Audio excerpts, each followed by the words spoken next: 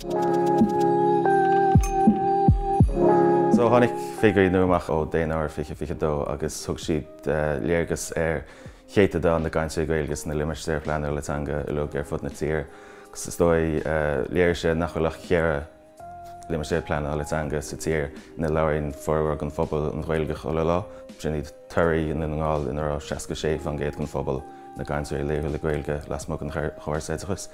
Gus sin in ngáile bhí an trí cheantar eile ceantaine an chearú agus Ileonáir. Man áit na bhfuil an géir céim teangas an Gaeltacht ná na ceantarach is láidre, na ceantarach na bhfuil an Gaeilge mar phríomhthanga is dócha ag cuidhá formhór ó phobal agus colúas a hitanse faoin chuige fan géad tite sin níos íste ná sin an contúirt atá an. Agus ceapan gur go léirí na fhigiúirí seo go bhfuil sé antáhairteach go in lech leis a bhaib sin sna ceantarach is láidre Gaeltachta na chinú nach leanaí an crematanga arsúlas na ceantarcha sin. Bhí ábhar dochas an go rionn ceantar ina tháinig méadú chéad an na cainteoirí laethúla Gaeilge lasmuigh an chóras oideachais.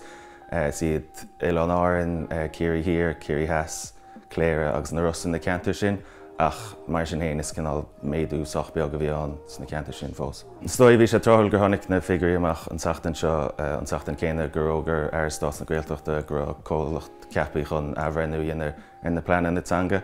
Stoi go mbeidh tábhacht mór leis an obair sin géarfáil amach céad atá gobar sna ceantar seo agus céad nach bhfuil agus éiad sin a chur bhaim.